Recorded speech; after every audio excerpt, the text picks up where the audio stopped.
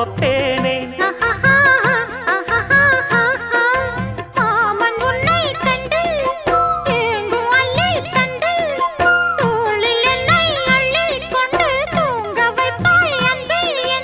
என் கண்ணில் நீதானம்மா, உண்ணாமல் உறங்காமல் உன்னால் தவிக்கும் பொண்ணு மணியின் நெஞ்சுக்குள்ளே இன்னாருன்னு சொன்னால் புரியுமா? அது கொஞ்சி கொஞ்சி